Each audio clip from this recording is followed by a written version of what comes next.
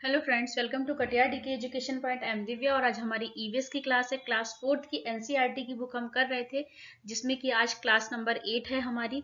तो चलिए क्लास को शुरू करते हैं।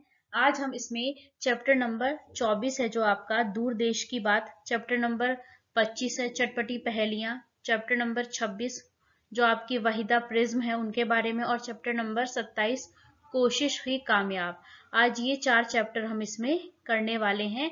तो चलिए क्लास को शुरू करते हैं। ये क्लास आपकी सीटेट पेपर 1 के लिए है। तो चलिए चैप्टर नंबर 24, इसमें क्या दिया गया है, दूर देश की बात। तो बेटा इसमें हम अबू धाबी के बारे में पढ़ेंगे, है ना, कि वहां पर कैसे रेत ही रेत है और वहां पर पेट्रोल सस्ता है, पानी महंगा, इस तरीके से हम सारा इसमें पढ़ने वाले हैं।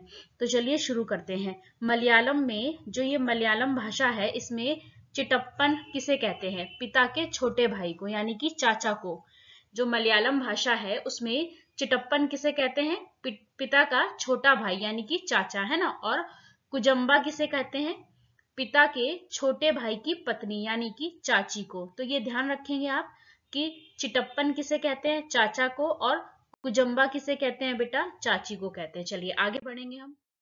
अबू धाबी और आसपास के देश जो है वो रेगिस्तानी इलाके में है ना। शहर में थोड़ी ही दूर जाओ तो चारों ओर दूर दूर तक रेत ही रेत दिखाई देती है। ना कोई पेड़ है ना ही हरियाली, केवल रेत है। तो क्या है, चारों तरफ क्या है, वहां पर रेत ही रेत है, ना ही कोई पेड़ है ना ही हरियाली है, बस क्या दिखाई देता है, रेत ही रेत दिखाई देती है वहां पर। रेगिस्तान में बारिश नहीं होती है, वहां पानी सचमुच बहुत कीमती है। अब जहां बारिश नहीं होगी तो वहां पानी तो बहुत कीमती होगा। रेगिस्तान में बारिश नहीं होती और वहां पानी क्या होता है, बहुत कीमती होता है ना। वहां ना बारिश है ना, ना ही नदियां हैं, ना ही झील है और ना ही तालाब है। तो आप देख रहे हैं बेटा, सोचो आप जरा, है ना, कि ना तो वहां बारिश होती है, ना ही नदियां हैं, ना ही झील है और ना ही तालाब है। जमीन के नीचे भी वहां पानी नहीं है। तो जब जमीन के नीचे पानी नहीं है बेटा, तो आप सोचो वहां पानी कितना कीमती होगा, है ना। वहां रेतीली जमीन के नीचे तेल होता है, क्या होता है, तेल होता है। इसीलिए तो वहां पेट्रोल आसानी से मिल जाता है।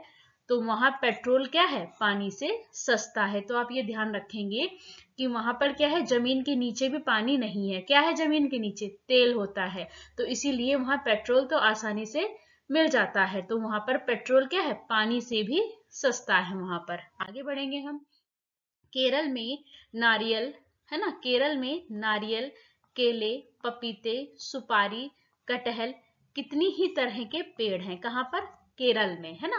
केरल में नारियल, केले, है ना, पपीते, सुपारी और कटहल, कितनी तरह के पेड़ हैं। अबू धाबी में तो सिर्फ खजूर के ही पेड़ दिखाई देते हैं। तो ये इंपॉर्टेंट है, जो अबू धाबी है बेटा वहां पर खजूर के पेड़ ही दिखाई देते हैं, क्योंकि वही एक ऐसा पेड़ है जो वहां उग सकता है। कहाँ पर, अबू धाबी में। अबू धाबी में क्या दिखाई देता है, खजूर के पेड़ दिखाई देते हैं। और जो केरल है वहां पर इन्होंने क्या क्या देखा, नारियल के, केले के, पपीते के, सुपारी के और कटहल के, ना जाने कितने पेड़ इन्होंने देखे। लेकिन अबू धाबी में सिर्फ और सिर्फ आपको खजूर का पेड़ ही दिखाई देता है, क्योंकि वहां पर वही उग सकता है। ठीक है बेटा। अबू धाबी जो है वो यूएई की अबू धाबी जो है वो यूएई की राजधानी है, ये ध्यान रखेंगे आप। जो अबू धाबी है बेटा वो क्या है, यूएई की राजधानी है। तो अबू धाबी कहाँ पर है, यूएई में है ना। और यूएई की राजधानी क्या है बेटा, अबू धाबी है ना।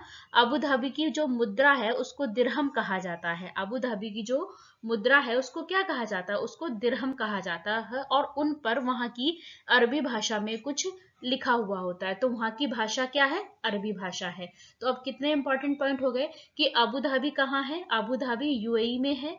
ठीक है, पहला पॉइंट ये। और यूएई की राजधानी है अबू धाबी। और अबू धाबी की जो मुद्रा है उसे क्या कहा जाता है, दिरहम कहा जाता है। और वहां की जो भाषा है वो क्या है, अरबी भाषा है। चलिए आगे बढ़ेंगे हम।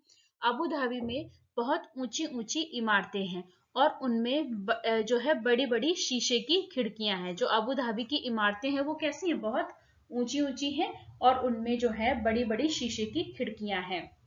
आगे पढ़ेंगे हम। इसमें क्या दिया है कि इन खिड़कियों को खोलने का तो सवाल ही नहीं उठता है। जो ये खिड़कियां हैं इनको खोलने का तो सवाल ही नहीं उठता है, क्योंकि बाहर बहुत ही गर्मी होती है। अगर खिड़कियां खोलेंगे तो क्या होगा, गर्म हवा अंदर आएगी। तो इन खिड़कियों को क्यों नहीं खोला जाता है? क्योंकि बाहर बहुत ज्यादा गर्मी होती है। ज्यादातर जगह तो एयर कंडीशनर चलते हैं, है ना। गर्मी की वजह से वहां के लोग जो हैं वो ढीले ढाले सूती कपड़े पहनते हैं। तो कैसे कपड़े पहनते हैं वहां के अबू धाबी के लोग? कैसे कपड़े पहनते हैं? ढीले ढाले सूती कपड़े पहनते हैं और पूरा शरीर और सिर भी ढक कर रखते हैं। वहां के लोग जो है बेटा वो कैसे कपड़े पहनते हैं? ढीले ढाले सूती कपड़े पहनते हैं और अपना पूरा शरीर यहाँ तक कि सिर भी ढक कर रखते हैं। इससे वे तेज धूप से बच जाते हैं, है ना। चलिए आगे बढ़ेंगे हम। केरल। अब केरल राज्य में ज्यादातर जो है सफेद रंग के वस्त्र पहने जाते हैं। तो केरल राज्य में लोग ज्यादातर सफेद रंग के वस्त्र पहनते हैं, है ना। अब ये क्या है? मुंडू या फिर चेरियाथू। ये क्या है? मुंडू या फिर चेरियाथू ये क्या है? यह केरल राज्य के पुरुषों का वस्त्र है। और मुंडूम या फिर चेरियाथुम ये क्या है बेटा? ये केरल राज्य की महिलाओं का वस्त्र है। तो ये इंपॉर्टेंट है, आप इसको ध्यान रखेंगे। आगे बढ़ेंगे हम। अब आता है आपका चैप्टर नंबर 25, चटपटी पहेलियां। तो बेटा इसमें कुछ पहेलियां दे रखी थी, उनको तो मैंने इसमें नहीं लिया, जो इंपॉर्टेंट था आपके लिए वही बस इसमें है। तो इसमें क्या बताया है कि मैं हूं कुट्टन। अब ये एक आदमी है जो बता रहा है कि मैं हूं कुट्टन, मैं केरल में रहता हूं और मेरे घर के आंगन में मसालों का बगीचा है। तो केरल में क्या है बेटा? मसाले बहुत ज्यादा होते हैं वहां पर, है ना। तो ये बता रहा है कि मैं केरल में रहता हूं और मेरे घर के आंगन में मसालों का बगीचा है। वहां मैं तेज पत्ता, छोटी इलायची, बड़ी इलायची, काली मिर्च आदि को उगते देखता हूं। तो ये बहुत ज्यादा इंपॉर्टेंट है बेटा। केरल में मसाले सबसे ज्यादा होते हैं।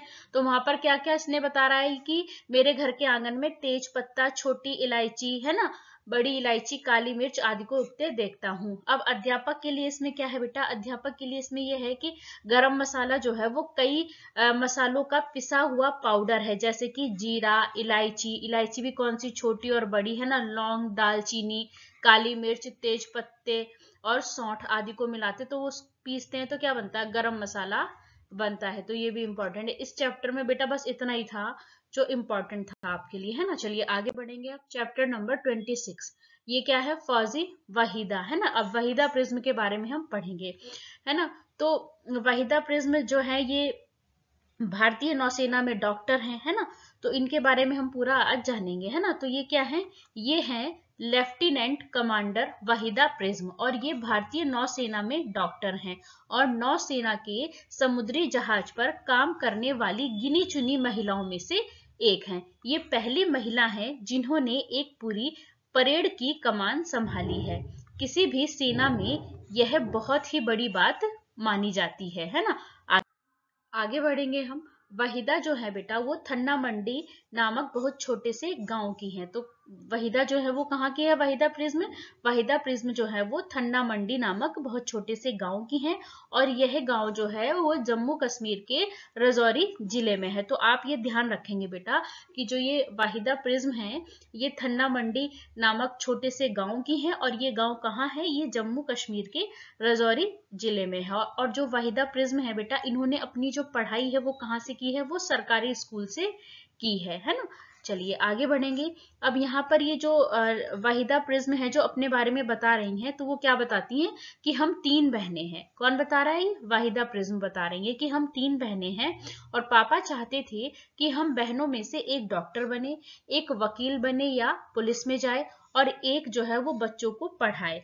तो मैं भारतीय नौसेना में डॉक्टर बन गई हूँ। अब ये किसने, ये मैं किसके लिए इस्तेमाल हुआ? वहीदा जी के लिए। तो वहीदा जी बता रही हैं कि मैं तो भारतीय नौसेना में डॉक्टर बन गई हूँ और मेरी जो बहन है वो जम्मू पुलिस में है ना। आगे बढ़ेंगे हम। वाहिदा जो है वो बताती हैं, वाहिदा प्रिज्म है ये बता रही हैं कि नौसेना में हर जहाज पर एक फर्स्ट एड दी जाती है। जहाज पर एक डॉक्टर और 2 या 3 सहायक होते हैं। तो एक डॉक्टर होता है और 2 या 3 सहायक होते हैं। जरूरी दवाइयां और कुछ मशीनें भी होती हैं और ये सब एक छोटे से कमरे में ही रखी रहती हैं। तो ये जो जहाज पर है वहां पर क्या होता है वो बताया गया कि एक डॉक्टर होता है और 2 या 3 सहायक होते हैं। जो जरूरी दवाइयां हैं और जो मशीनें हैं वो भी वहां पर होती हैं और ये सब कुछ एक छोटे से कमरे में रखी रहती हैं। अब यहाँ पर इनके नाम के बाद लगा है प्रिज्म। तो इसमें बताया गया कि प्रिज्म का क्या अर्थ है बेटा? प्रिज्म का क्या अर्थ, इनका नाम क्या है, वहीदा प्रिज्म। तो प्रिज्म का क्या अर्थ होता है, प्रिज्म ऐसा कांच होता है जो 7 रंग दिखाता है। तो क्या है, प्रिज्म एक ऐसा कांच होता है जो 7 रंग दिखाता है। आगे बढ़ेंगे हम। वाहिदा, अब यहाँ पर ये बता रही हैं परेड के बारे में। कौन बता रहे हैं, वाहिदा प्रिज्म बता रही है ना। तो वाहिदा, जब परेड होती है तो पीछे 4 टुकड़ियां चलती हैं। जब परेड होती है तो पीछे 4 टुकड़ियां चलती हैं और पूरी परेड में 36 निर्देश देने होते हैं। ये इंपॉर्टेंट है, जब परेड होती है तो उसमें कितने निर्देश देने होते हैं, 36 निर्देश देने होते हैं। निर्देश इतनी जोर से देने होते हैं कि सबसे पीछे वाली टुकड़ी के लोग भी सुन पाए, है ना, देखने वाले तक भी आवाज सुने, जो देख रहे हैं वो भी आवाज सुने, है ना, जो मैदान के दूसरी तरफ बैठे होते हैं। तो यहाँ पर क्या है कि जब परेड होती है तो पीछे 4 टुकड़ियां चलती हैं और पूरी परेड में 36 निर्देश देने होते हैं। और निर्देश है इतनी जोर से देने होते हैं कि सबसे पीछे वाली टुकड़ी के लोग भी सुन पाए और जो देखने वाले हैं उन तक भी आवाज जाए, जो मैदान के दूसरी तरफ बैठे होते हैं ना। आगे बढ़ेंगे हम।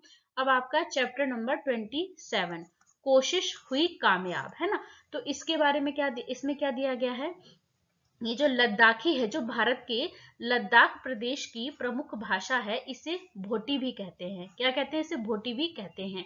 और यह एक तिब्बताई भाषा है।